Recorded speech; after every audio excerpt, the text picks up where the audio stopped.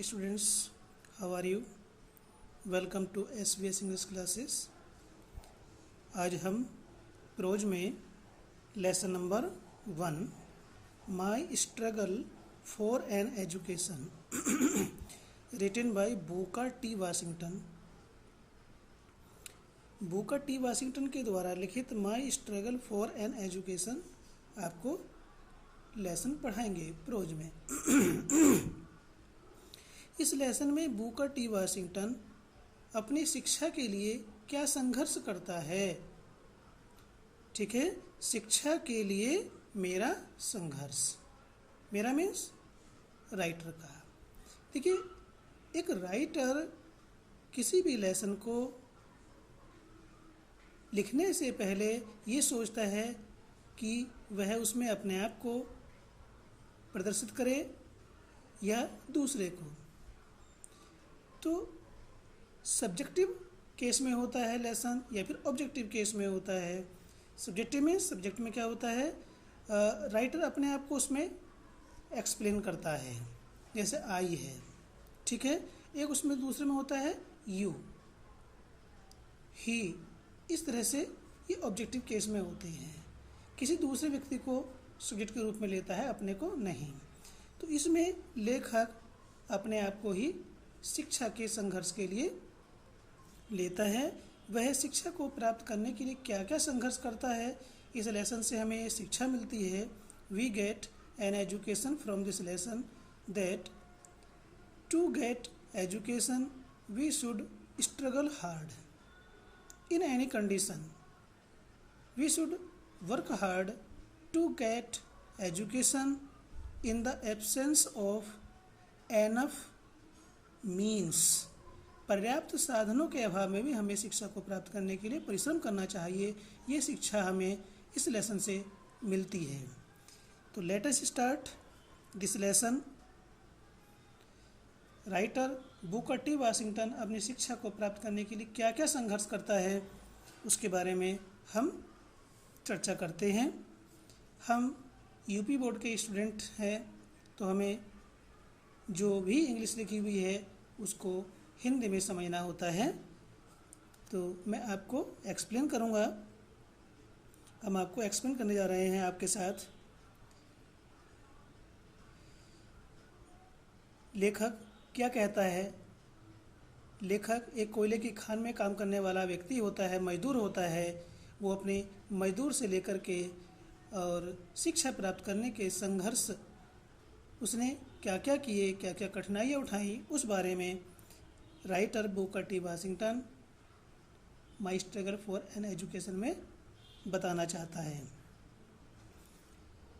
One day while at work in the coal mine I happened to overhear two miners talking about a great school for coloured people somewhere in Virginia.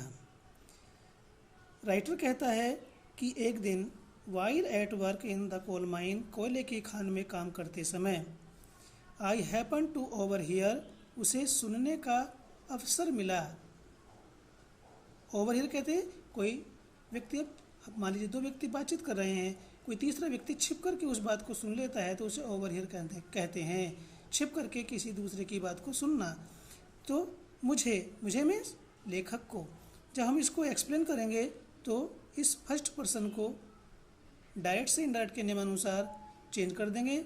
Speaker इस समय पर writer है तो उसके अनुसार ये ही हो जाएगा। मैं मुझे बोल रहा हूँ तो मैं राइटर की बात को डायरेक्ट कह रहा हूँ, और यदि वह कह रहा हूँ तो ये इनडायरेक्ट हो रहा है। तो I happen to overhear two miners talking about a great school for coloured people somewhere in Virginia. तो मुझे अर्थात लेखक को सुनने का संयोग हुआ कि दो खनिक अश्वेत लोगों के लिए, कलर्ड पीपल अश्वेत लोगों के लिए, किसी बड़े स्कूल के बारे में किसी स्थान पर वर्जीनिया में किसी स्थान पर स्थित अश्वेत लोगों के लिए बड़े स्कूल के बारे में दो खनिकों को बात करते हुए सुना। This was the first time, ये प्रथम बार था या पहली बार, that I had ever heard anything about any kind of school, कि उसने, आई मीन्स उसने, किसने, आई को हमने चेंज कर दिया राइटर के अनुसार, he, I had ever heard anything about any kind of school, कि उसने किसी स्कूल के बारे में, किसी इस प्रकार के स्कूल के बारे में कभी सुना, और कॉलेज या कॉलेज के बारे में, that was more pretentious, pretentious means भव्य, ग्रैंड, जो अधिक भव्य था, then the little coloured school in our town, उनके शहर में अश्वेत लोगों के लिए, the little coloured school in our town, हमारे शहर में, हमारे कस्बे में, हमारे क्षेत्र में अश्वेत लोगों के छोटे स्कूल की अपेक्षा यह स्कूल या कॉलेज अधिक भव्य था, जिसके बारे में लेखक ने सुना पहली बार। किस स्कूल के बारे में? जिसके बारे में दो खनिक बातचीत कर रहे थे। As they went on describing the school, जैसे ही वे उस स्कूल के बारे में वर्णन करते रहे, किसी भी काम को करते रहने के लिए ये वेंट गो की सेकंड फॉर्म है। गो ऑन डिस्क्राइबिंग मीन्स होता है किसी काम को करते रहना, जारी रखना, तो वे वर्णन करते रहे स्कूल के बारे में। जैसे वे स्कूल के बारे में वर्णन करते रहे, इट सीम्ड टू मी, मुझे प्रतीत हुआ, मुझे नहीं, लेखक को, इट सीम्ड टू हिम, ये मी है, फर्स्ट पर्सन का ऑब्जेक्ट है, चेंज होगा स्पीकर के अनुसार। कौन है स्पीकर?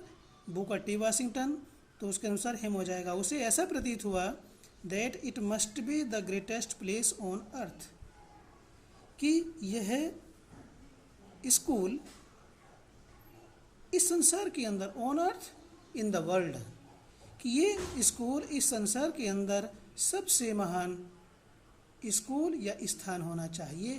तभी तो ये दो खनिक इसके बारे में बातचीत करते चले जा रहे हैं। तो उसे ऐसा प्रतीत हुआ कि वास्तव में इस दुनिया के अंदर ये सबसे अधिक महान स्कूल है। नॉट इवन हेवन प्रेजेंटेड, स्वर्ग ने भी प्रस्तुत नहीं किए, मोर अट्रैक्शंस, अधिक आकर्षण, फॉर मी, लेखक के लिए, उसके लिए, एट दैट टाइम, उस समय पर स्वर्ग ने भी लेखक के लिए इतने आकर्षण प्रस्तुत नहीं किए। Then did the Hampton Normal and Agricultural Institute in Virginia, जितना कि वर्जीनिया में स्थित Hampton Normal and Agricultural Institute ने उसको आकर्षित किया, इतना आकर्षित उसे स्वर्ग ने भी नहीं किया। ठीक है। अबाउट विच, जिसके बारे में, दीज मैन वर टॉकिंग, जिस स्कूल के बारे में वे लोग बातचीत कर रहे थे। लेखक का कहने का तात्पर्य है कि जिस स्कूल के बारे में वे दो खनिक बातचीत कर रहे थे, उस स्कूल ने लेखक को स्वर्ग से भी ज़्यादा आकर्षित किया। यदि उस समय पर लेखक से पूछा जाता कि भाई आपको स्वर्ग जाना है या वर्जीनिया में स्थित Hampton Normal and Agricultural institute जाना है, तो वो स्वर्ग में जाना पसंद नहीं करता, वो उस स्कूल में शिक्षा प्राप्त करने के लिए जाना पसंद करता है। I resolved at once, resolve means निर्णय किया, डिसाइडेड उसने तुरंत निश्चय किया, to go to that school, उस स्कूल जाने के लिए उसने मन बना लिया। Although I had no idea, यद्यपि उसे कोई अनुमान नहीं था। फिर ये फर्स्ट पर्सन है, मैं चेंज करता बोल रहा हूँ, मैं का मतलब मैं नहीं, लेखक। यद्यपि उसे कोई अनुमान नहीं था, वेयर इट वाज, कि ये स्कूल कहाँ है, और हाउ मैनी माइल्स अवे, और कितनी मील दूर है। ठीक है।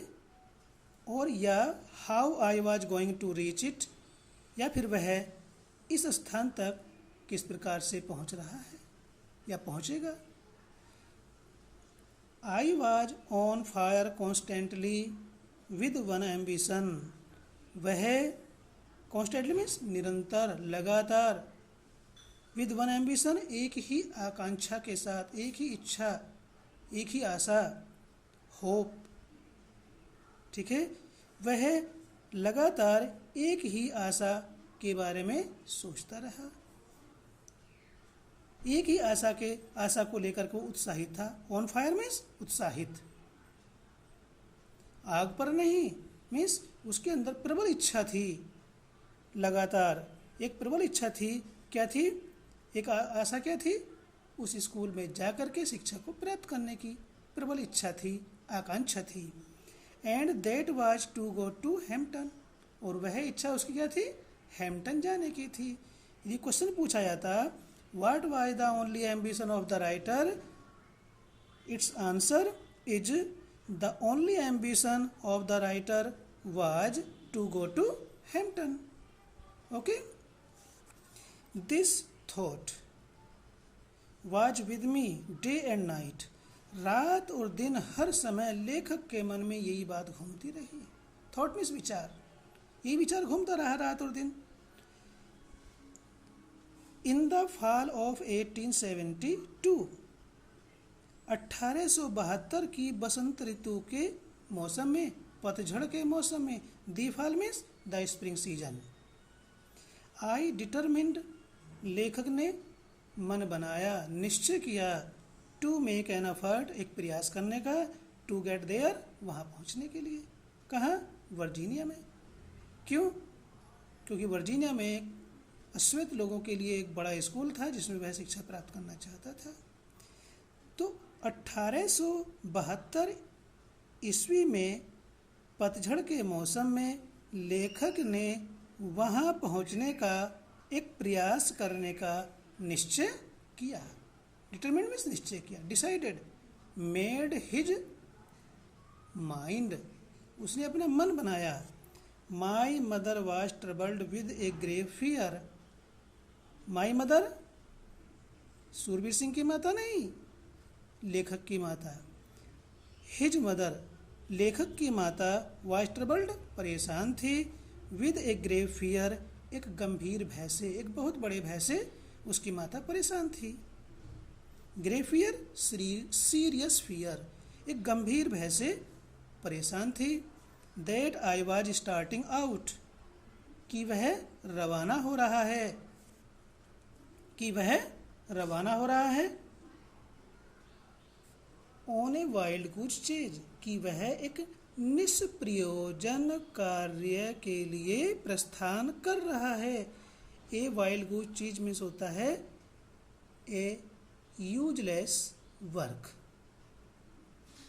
व्यर्थ का कार्य, निष्प्रयोजन कार्य के लिए वह प्रस्थान कर रहा है। कौन कर रहा है? Booker T Washington. At any rate, किसी प्रकार से, I got only a half hearted consent from her. I means उसने, लेखक ने, गोट प्राप्त की, ओनली ए हाफ हार्टेड, केवल अर्धमन, कंसेंट में स्वीकृति, फ्रॉम हर, उससे, किससे? अपनी माता से। किसी प्रकार से लेखक ने अपनी माता से अर्धमन स्वीकृति प्राप्त कर ली। दैट आई माइट स्टार्ट, ताकि वह प्रस्थान कर सके। I had very little money with which, I had very little money, लेखक के पास, उसके पास बहुत ही थोड़ा धन था। वेरी लिटिल मनी, बहुत ही थोड़ा धन था। देखिए वेरी क्या है? ये एडवर्ब ऑफ डिग्री है, ये एडजेक्टिव है। तो लेखक के पास बहुत ही थोड़ा धन था। With which to buy clothes, कपड़े खरीद, जिनसे वह कपड़े खरीदता, अर्थात कपड़ों को खरीदने के लिए उसके पास बहुत थोड़ा धन था। एंड पे my travelling expenses, expenses means खर्च, और अपनी यात्रा के खर्च को चुकाने के लिए, पे मीन्स चुकाना, भुगतान करने के लिए, और कपड़ों को खरीदने के लिए उसके पास बहुत ही थोड़ा धन था। यदि हम इसको एक्सप्लेन करते हैं तो इसको ऐसे लिखा जाएगा, he had very little money to buy clothes and pay his travelling expenditure. Expense means expenditure. My brother John helped me all.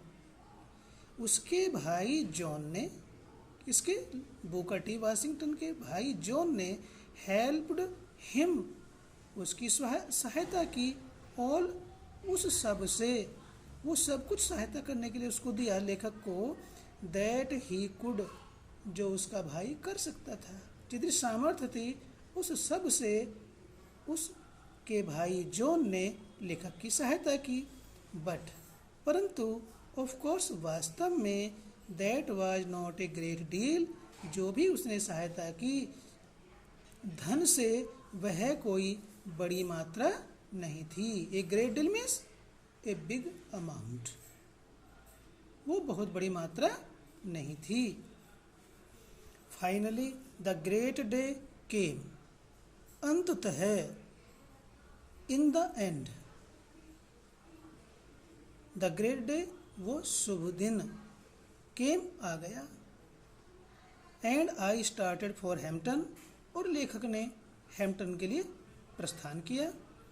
I had only a small cheap satchel, लेखक के पास केवल एक छोटा सस्ता, चीप मीन्स सस्ता, सैसे means थैला, bag, लेखक के पास केवल एक छोटा सस्ता सा थैला था, दैट कंटेन्ड, जिसमें रखे हुए थे, कंटिन्यूस रखना होता है, the few articles of clothing, कुछ कपड़े, फ्यू का प्रयोग काउंटेबल नाउन के लिए होता है, फ्यू आर्टिकल्स ऑफ क्लोथिंग, उसमें कुछ कपड़े रखे हुए थे, आई कुड गेट, जो वह प्राप्त कर सकता था, उसके पास थे। My mother at the time was rather weak and broken in health. My mother, उसकी माता, लेखक की माता, एट द टाइम, उस समय पर, वाज रादर भी वीक, कुछ ज़्यादा ही कमज़ोर थी, एंड ब्रोकन इन हेल्थ, और अस्वस्थ थी। ब्रोकन इन हेल्थ मीन्स अस्वस्थ।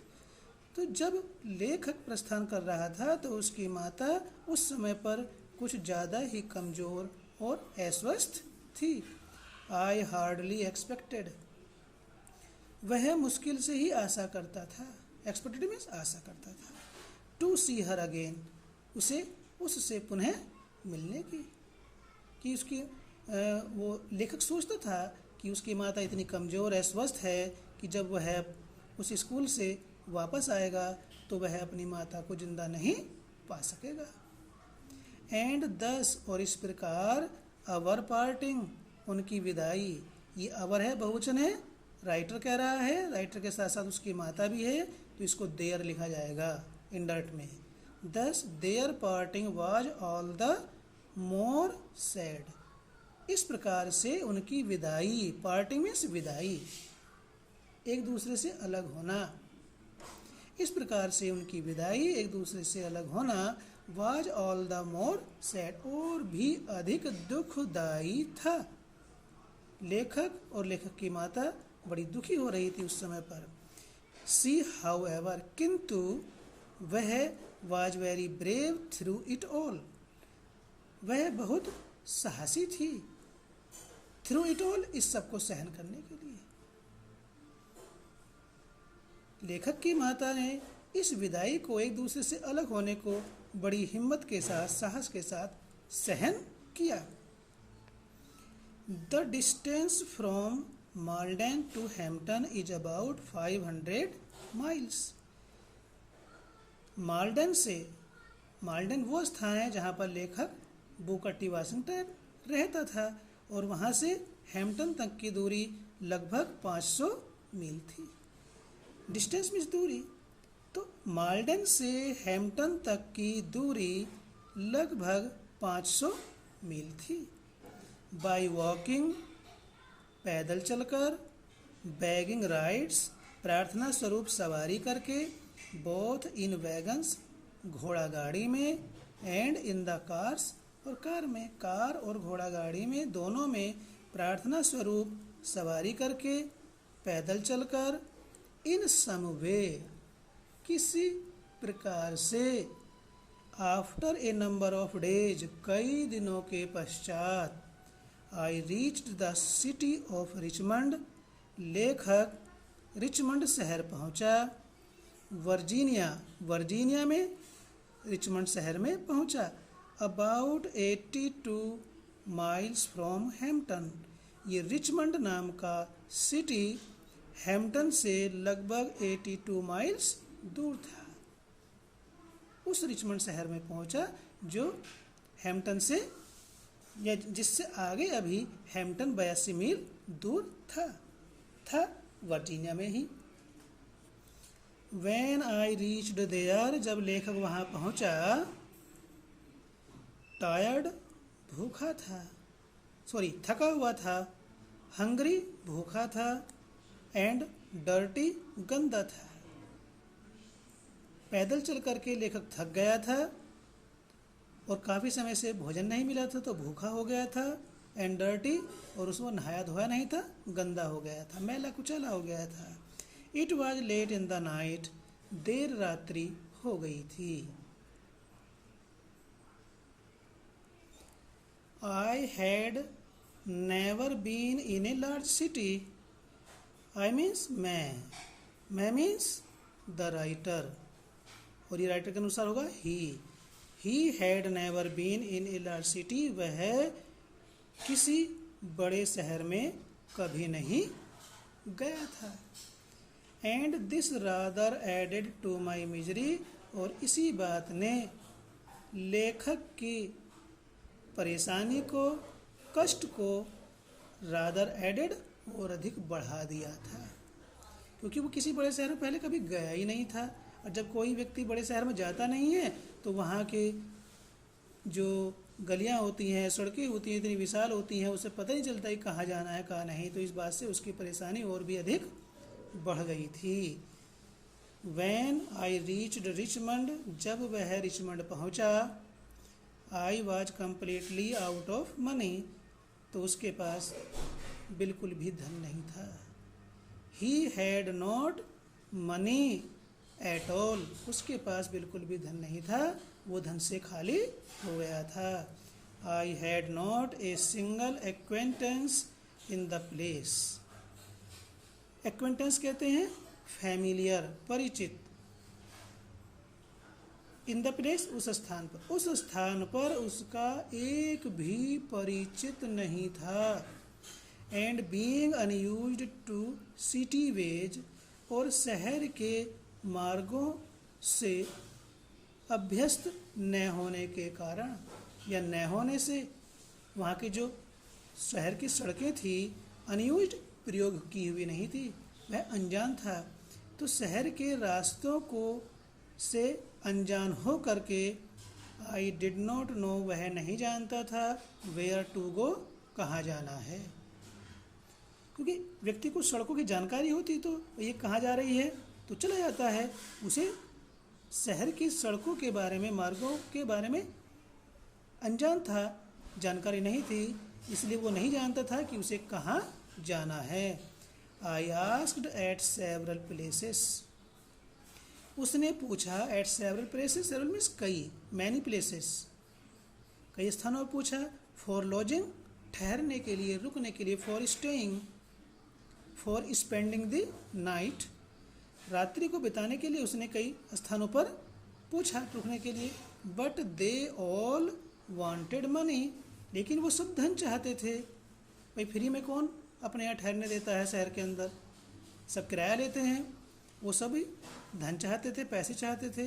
And that was what I did not have, and that was what, और ये वही तो चीज़ थी, आई डिड नॉट हैव, जो मेरे पास नहीं थी, जो लेखक के पास नहीं थी।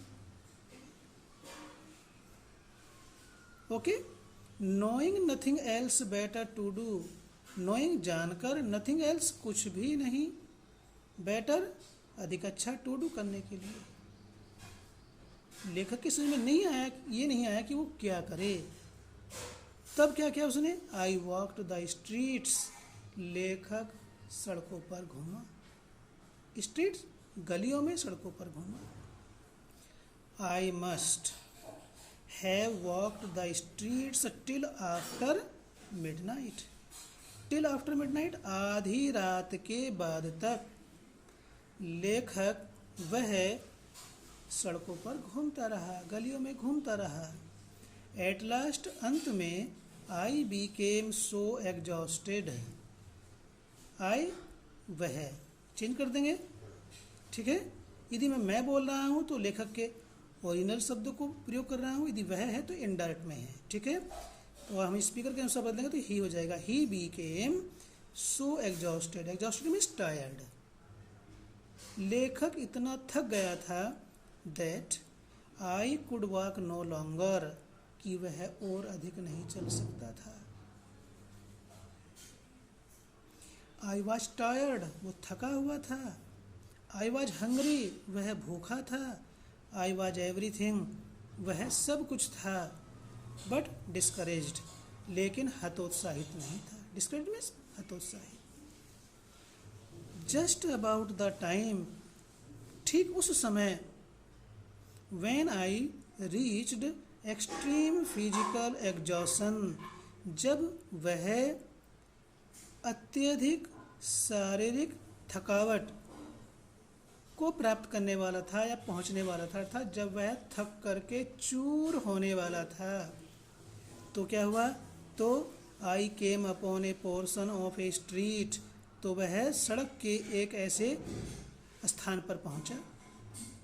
पोर्शन मीन्स भाग, ऑफ ए स्ट्रीट सड़क के, तो वो सड़क के एक ऐसे भाग पर पहुंचा या आया where the broad sidewalk, जहाँ पर चौड़ा उठा हुआ स्थान, जिस पर चला जाता है, चलने का स्थान, चौड़ा पैदल यात्रियों के लिए स्थान, पैदल यात्रियों के लिए चलने का स्थान, वाज कंसिडरेबली, पर्याप्त, एलिवेटेड मीन्स उठा हुआ, रेज्ड, कंसिडरेबली एनफ। लेखक जब अत्यधिक थक करके चूर होने वाला था, तो वह सड़क के एक ऐसे भाग पर आ पहुंचा जहां पर पैदल यात्रियों के लिए चौड़ा रास्ता पर्याप्त उठा हुआ था। बड़े बड़े शहरों में सड़क के किनारे पैदल यात्रियों के लिए चलने के लिए जो सड़क होती है वाहनों की, उससे ऊंची उठी हुई एक सड़क या पगडंडी पैदल यात्रियों की चलने के लिए होती है, जो सड़क से ऊंची उठी हुई होती है। I waited for a few minutes. A few minutes countable noun के लिए प्रयोग होता है, यह एडजेक्टिव है।